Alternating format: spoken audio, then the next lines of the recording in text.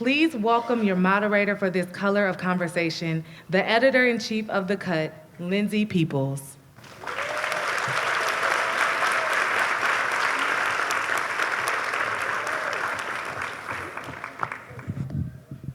Hello, everyone. How amazing was that episode? I mean, right? Thank you all so much for coming tonight. I'm Lindsay Peoples, editor-in-chief of The Cut. Thank you to all the team from Martha's Vineyard African American Film Festival. The Cut has been the media sponsor this week and been a huge honor. I think we should all stand and welcome Tracee in because that was so incredible. Tracee Ellis Ross, please join me.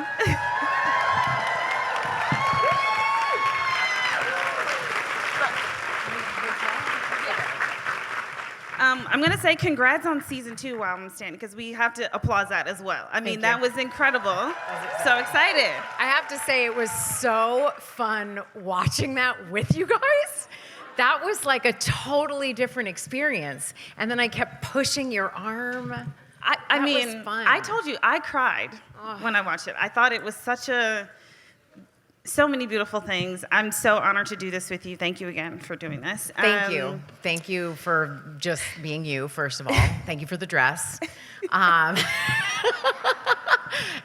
I'm so happy to have this conversation with you. So excited. And thank you for your text when you saw it, all the things. All the things. I have many questions. So I was curious to start, really what made you want to explore the joy and loneliness and the spectrum of emotions so honestly, because I think that to me was so stark. And when I texted you, I said that was one of the things, because I feel like that seems like a small thing to you, but it has changed, I think, so many women, so many Black women like myself. I think it's changed our perspective on solo travel and being on your own.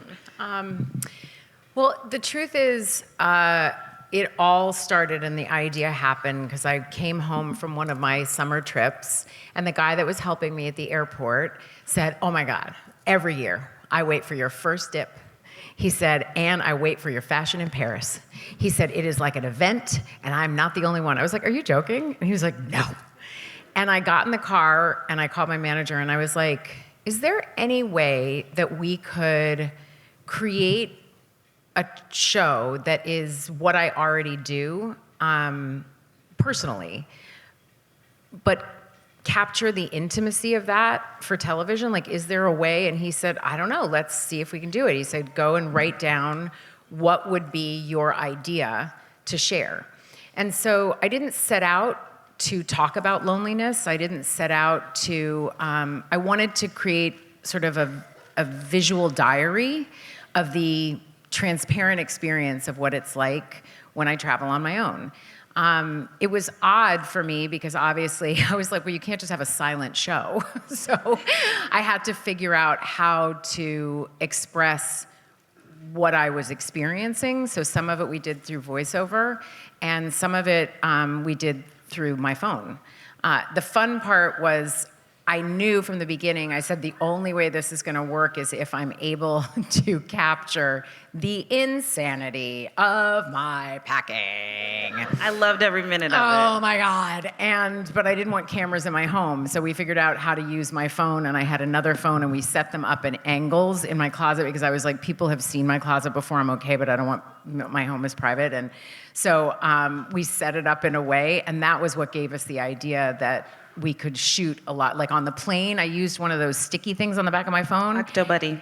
What's it called? Octobuddy. Right? So the Octobuddy was stuck to the screen in front of me on the plane, and like everywhere I went, you saw I was like sticking it on things. Like that whole dialogue in the Morocco episode when I'm trying to get dressed to go out and never put any makeup on. I don't know if you noticed, but the phone kept sliding down the mirror. I was like, I'm trying to tell you something.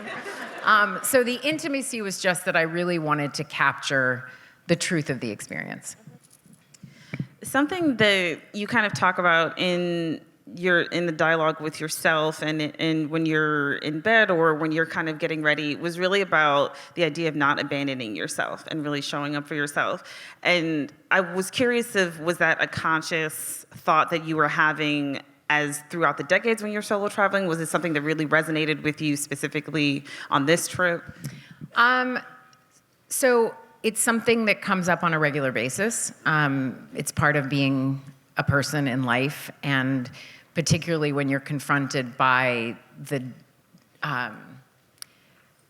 what life's expectation of me is and what the reality of my life and my experience is, and how do I not let other people's idea of me or culture's idea of what I should have accomplished or done or had a baby and a husband, what that means about me, and how I keep having to, on a daily basis, reconcile and remind myself that what other people think of me is none of my business, and more than that, that I get to define my own happiness and my own life.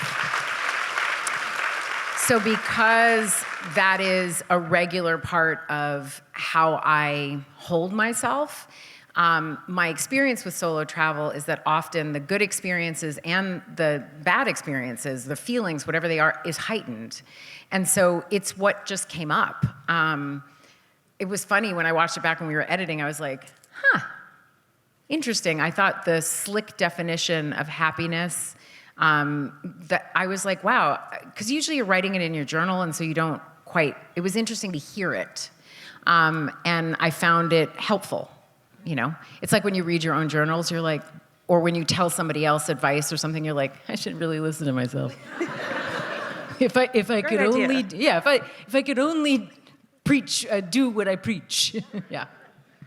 When you were promoting the show, and I believe it was today's show, you said something that I wanted to hear more on, which was about how loneliness is often talked about when only people are in relationships, and you felt like that's obviously not true. Tell me a little bit more about that, because I completely agree. About loneliness? Yeah, and how people assume that loneliness only happens when you're a single person, but that anyone can be lonely, and that how you push through it and just work through it and traveling on your own. First of all, loneliness is a human feeling. It's just part of the human experience. It doesn't mean something bad is happening. It doesn't mean you're wrong. It doesn't mean you're unlovable, none of it. Don't get me wrong. I can say that because I've had to have that conversation with myself, okay? But yes, loneliness often it's like, oh, well, of course she's lonely because she's single or whatever that is. But I have married friends that experience loneliness. Sometimes it's more lonely. Being a parent can be extremely lonely. I have struggled with loneliness since I was a kid. It's just something I've had to make friends with. And I have had to learn that it is not an indication that I've done something wrong. It's not indication that I'm broken. It's not indication that I'm unlovable. It's just that I'm a human being and I experience deeply, and I'm connected to what I'm feeling when I'm feeling it. And one of the things I discovered is the fastest place to where I want to go is through where I am.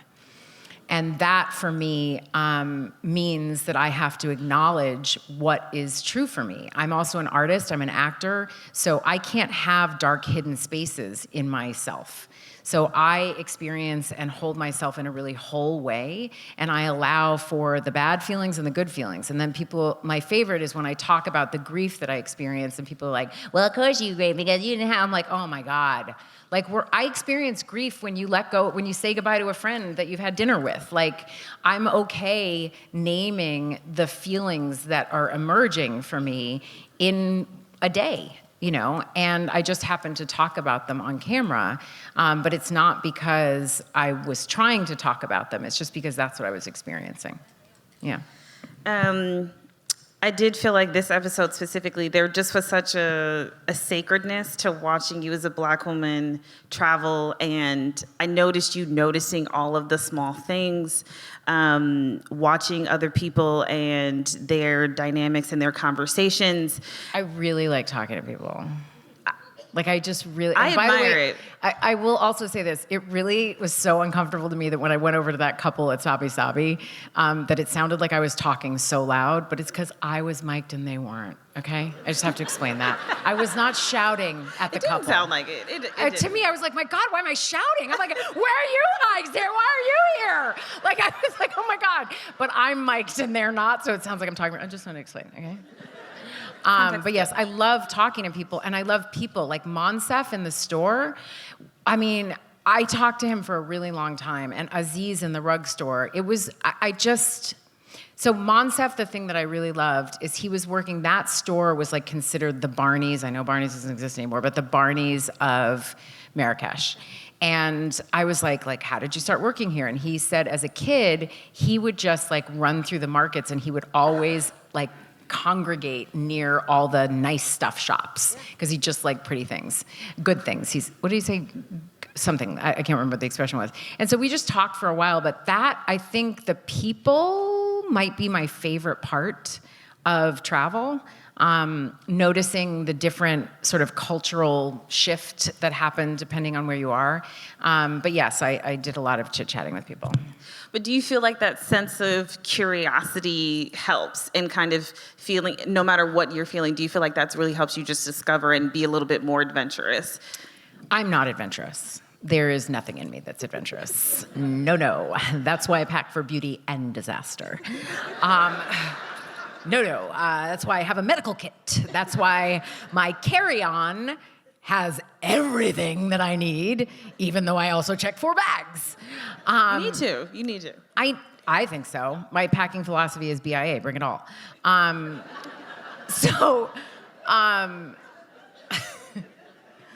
That's why people saying I just packed 2 pairs of underwear was really bothersome to me. See, I wasn't gonna ask.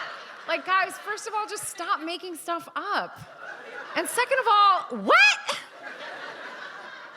Just saying, okay? I had to come out. I know. What? Anyway, okay. What are we all talking about? People There's real on the internet things. don't. There are real things going on in the world. Like, even if I did just pack 2 pairs of underwear, like, who cares? But I don't. But anyway, okay. What did you ask me? Lindsay, what are we talking about? I digress. That I feel like you have a sense of curiosity. And adventure, and you don't think you are, No, but I do feel like you do have it. Like no, I'm not you're able adventurous. to talk to people and I go do new places. Curiosity. I just like people. I grew up in Europe, and one of the things that was the biggest benefit for me was I realized how alike we all are, and that the ways that we're different is what makes life so delicious. And so talking to people discovers that. Like one of the things, for example, growing up, my group of best friends, Monica's Chinese and Italian, Samira's Trinidadian and Lebanese, I'm Jewish and Black. And so what was fascinating, I remember when we were growing up, like Samira, Monica, Karen, and Romy all take their shoes off at the door. I did not grow up like that. But they all take their shoes off for different reasons. There was, in their family, it was all different reasons. I think that's fascinating. Like, and so that curiosity is, to me, what kind of fuels the robustness of life. When I say I don't like adventure, so I say to people, like, there's all different kinds of solo travel. Some people go for adventure, like they want to do things they've never done. They want to go down Roaring Rapids. No. They want to camp. No. They want to go where bugs are. No. I want massage. I want thread count. Do you know what I mean? Some people go on solo trips to meet people. I don't. I meet people every day. Some people go, like there's all these different reasons. So I go on solo trips because my life is jam-packed. I work often 7 days a week. My life is like military precision, like the lunch has got to be scheduled or it ain't gonna happen. And so I go on these solo trips to really follow my heart around, to not set an alarm clock in the morning, to wake up when I want to wake up, to stay up as late as I want, watching and binging a television show.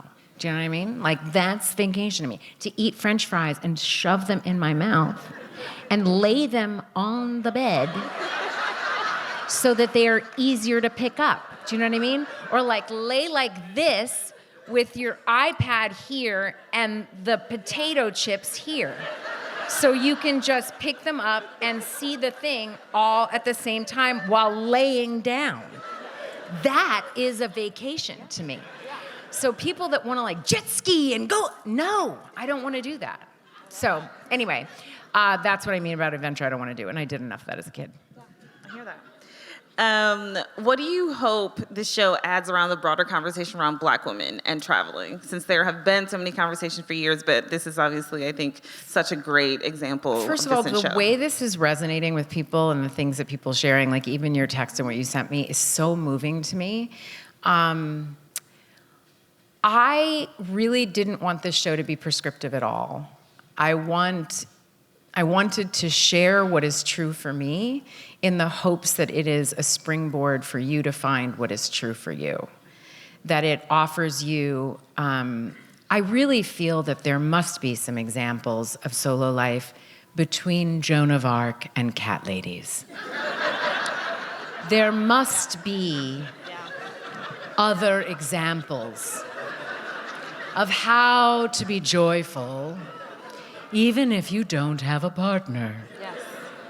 And so I thought, I wish I had seen more examples and would have been able to spend less time shaming myself, judging myself, thinking that whatever isn't is an indication of something I have done or not done, and that I hadn't been quote unquote chosen, whatever the fuck that means.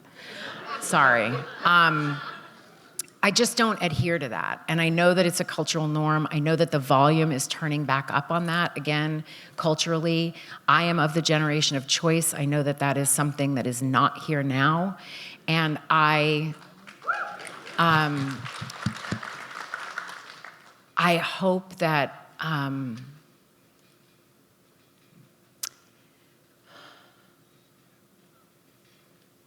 may we, as Black women,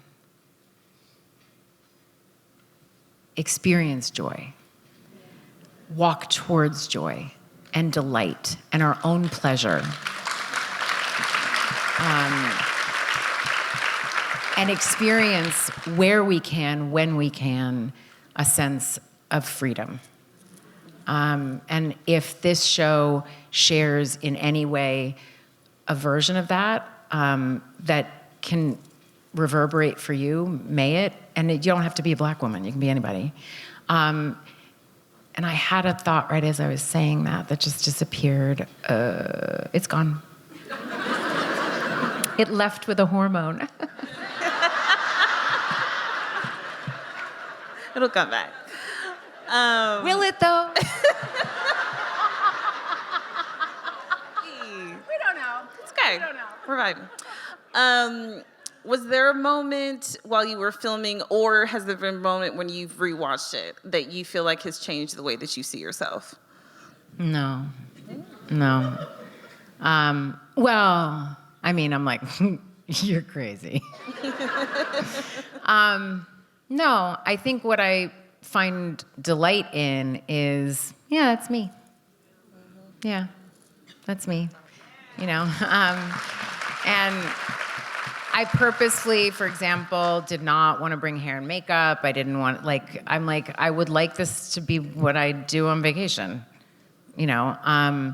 And that felt comforting to me. That allowed my nervous system to settle. Okay. It's been fun, like, for people that do know me really well. They're like, oh my God, that's like the Tracee I know. I'm like, yeah, because I'm not playing Joan or Beau. Or Grace, or like, it's me. Yeah. It's Tracee Ellis Ross. Yeah. You know, when you put your arms up like that, it makes them look better. I didn't know that, but now I will try that. Yeah, like do you notice in every picture, I'm just like. It's very graceful. Yeah, it's very, yes. Got to figure that out. Because those armpits start to really change. Oh, they do. Oh, Lindsay. This is something we haven't talked, I don't know. Oh, I don't know how to even work them out. It's a very serious part of the body that... You look great. Thanks, please. Okay. All right, we're going to move on. Sorry, I digress again. You kind of feel like you're with your family, you know? Yeah, that's fine. This is just a chat. We have to talk about the packing, though. Yes, we do. Because you were so funny. You and someone else was like, no, but it is too much. It is, but no, I admire it. Great Aliyah. So I wasn't mad about it.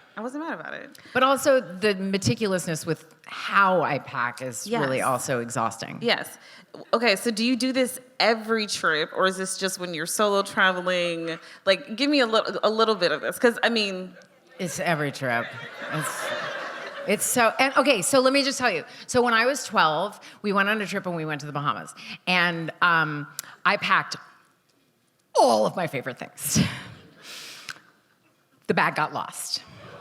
I am still salty.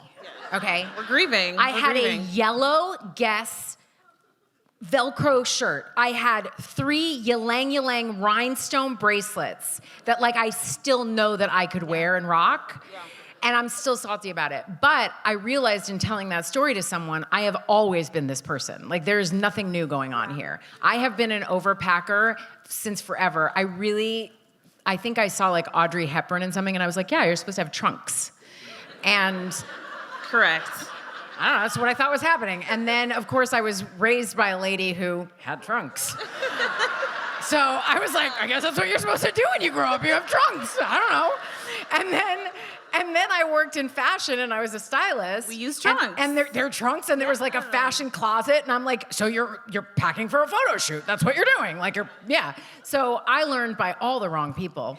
And by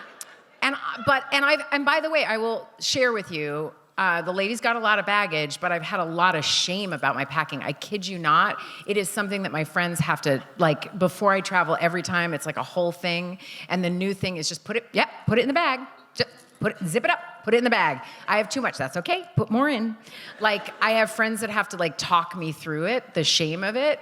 And doing the press for the show, one of the things I realized, I was like, you know what? My packing has never hurt anybody, except for the man that had to carry the bag. But my packing has only brought joy to me and possibly other people. I don't know. And so pack it. Pack the fucking bags. The lady's got a lot of baggage. You know, somebody said to me once, are you high maintenance? I said, I am, but I know how to maintain it myself.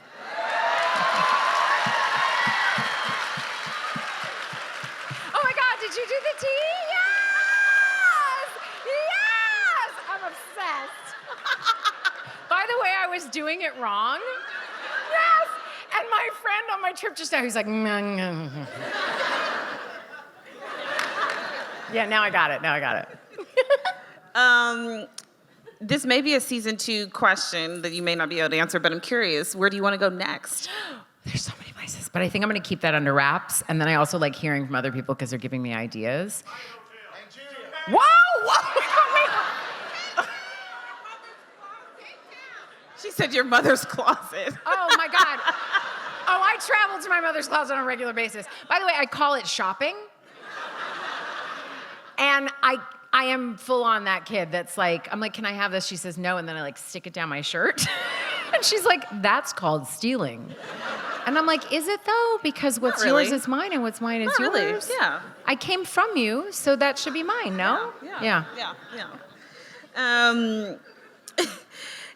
This, I feel like, obviously is so centered around bravery, and that's why I think we are all so grateful for it. As you get back into doing other projects, are there things that you're really excited to do or scared to do now that you've done this? Like, where's your head at on the next realm of projects that you want to do? No, I mean, if it doesn't scare me a little, I probably shouldn't be doing it. And a luggage line. Oh, that's interesting. I've got my hands full with pattern. Hey. That was the other reason, by the way, that it was really wonderful doing this show with Roku, is Roku has a technology that others don't, where you can actually purchase from your remote. And I thought, as a businesswoman, that would be, I mean, it's not like I use my products, and so it's a part of my travel, and so I thought it would be a really great partnership in that sense. Is there anything that frightens me? No. I mean, I am ready to get back on television unscripted, in scripted. That's my home, and I mean, it's crazy when I say this, but 8 years on Girlfriends. I was watching it this morning. So that's crazy. Then I worked with Malcolm Jamal Warner on Read Between the Lines. He was my first TV hubby. That made me emotional.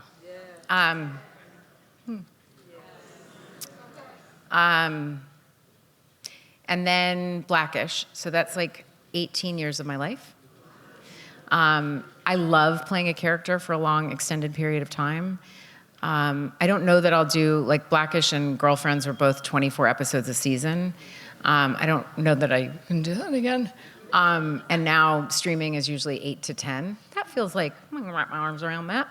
But I really would love to get back to scripted. I mean, I don't know. It's so weird. I'm 52, but I feel like my life is just starting. So there's just so much happening. But I do love a little challenge. But no, this felt very liberating for me. And I liked that it was 3 episodes. It wasn't, yeah.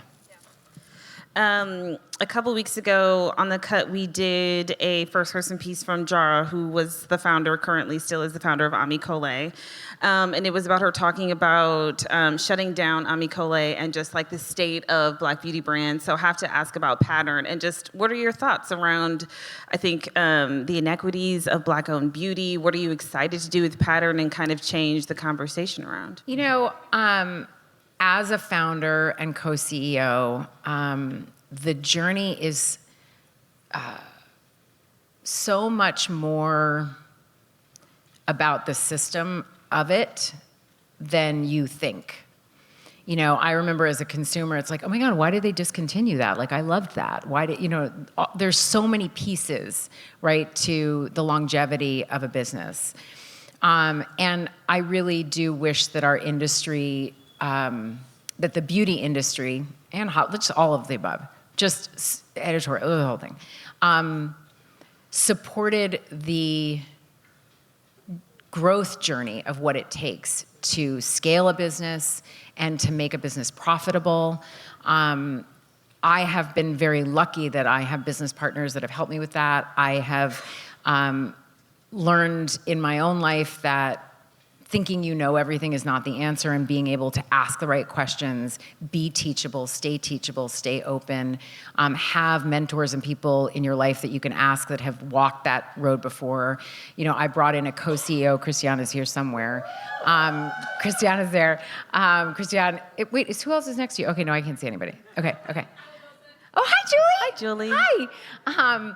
So somebody, you know, Christiane came in because I saw that Pattern was scaling at a pace and a rate that it was an experience that I didn't know how to manage. And I needed somebody who'd walked through that before, who could help me and be a partner in growing the business in a healthy way. And the industry does not support us the way it needs to, both financially, systemically, like all of it. And it was really scary and sad to hear about that. In terms of what it means for all of us. Pattern, there's so much coming. Like, there's a surprise coming very soon. I've heard some fun products. I'm I know so you can't talk about excited. it. Who said, did you say Christiane? Oh, I'm so sorry. Nothing? So, Nothing at all. Nothing at all. Nothing to see here. Nothing at all. Okay, well then let's talk about the Girlfriends commercial that you did for Can Pattern, we? because I mean, Yeah. incredible. What was the process like? I mean, I'm sure you've been thinking about wanting to do this forever, but like, what was that like? So here's what happened that was so neat. So we have grown, Pattern has grown to the space where we could actually do a media buy and do a commercial. We've done versions of a commercial, but we've never done a proper media buy to do like run a commercial out in the world. And so the thought was, okay, what do we want that to be? And it was really an exciting opportunity for me to bring the other part of my world into Pattern. Comedy, which I do over there, but it hadn't been a part of Pattern. And how do you tell a story? And then what exactly is it that we want to get out of this commercial? And so we had been working on that. Christiane and I had commercials that I was like, it's this kind of comedy, and I want it to look like this, and da-da-da. And we brought in partners, and we were trying to figure out what talent were we going to bring in to actually really tell the story of what Pattern is, which is that we are one of the only hair care brands that spans every category, from wash, treat, style, and heat. Everybody, any texture, you have a home here at Pattern. If you want superior hydration, come to us. You know what I mean? So there's a full spectrum. How do we express that all these different kind of hair textures and people can enjoy Pattern? And we were trying to figure out who the talent was, and I went to sleep one night, and I went like this. I was like, oh my God. Do you think, would that work? The cast cast of girlfriends? Oh my God, that would be amazing. And I brought it into the conference room and in the office, and everyone was like, wait, which? I was like, I don't know. I mean, only if we can all do it. Only if it's like everybody. Only if it's all of us. And so I have a text thread with the girls. It's called Girl Frenzy, which is the name of the 3rd episode that we did. And I was like, would you guys be interested? And that's what happened. And then, I mean, you saw that video of us running to greet Golden. I mean, it was like no time has passed. And I did not know that it was the 25th anniversary. Jill told me that on set. She was like, did you know it's our 25th? I was like, I did not know that. And it was also just, I mean, no time has passed for us. You can, first of all, could they look any more gorgeous? I mean, you all look phenomenal. Like, It's what incredible. in God's name? Okay, so number 1, that. Number 2, it was such a delight. Everybody always is asking, are we gonna do a reunion? This is something that none of us have control over. We are not producers on the show. We don't have any rights to do that. It's not the cast. We cannot do it. We have said we wanted to do it forever. We've been available. Mara's at the festival. Talk to her. I did ask her on Monday. I You did. know what I mean? I think I'm supposed to go to lunch with her tomorrow. I'll ask her again. You know what I mean? But what I have been able to do is I brought us on Blackish, and this was what is in my control, is to do this. And to feel so protective as I did around them and for them and making sure that the clothing was right. I went through all their wardrobe first. I'm like, no, that wouldn't be for Jill. That's for Golden. No, that would be Persia. That's Persia. Going through all of it and then making sure that the dialogue really matched their sense of humor, because each of them has such a specific sense of humor and rhythm to the way that they talk that I know so well. And so it was just a delight. I mean, it was like a delight. And when Golden fell on the floor, stop. She said she was in a curl malaise. Ugh. Sorry. So good. It's perfect. They are flagging me that I have to end. I have so many more Oh. questions, but we have to wrap up in this Like, space. for real? Yeah. One more question, come on. They've told me 3 people have looked at me. Are they gonna do the gong? I don't know. Okay, all right. We're done. Okay, very quickly. From Pattern to this, what do you want Black women to feel? I feel like Black women, like myself, we have such a connection to you.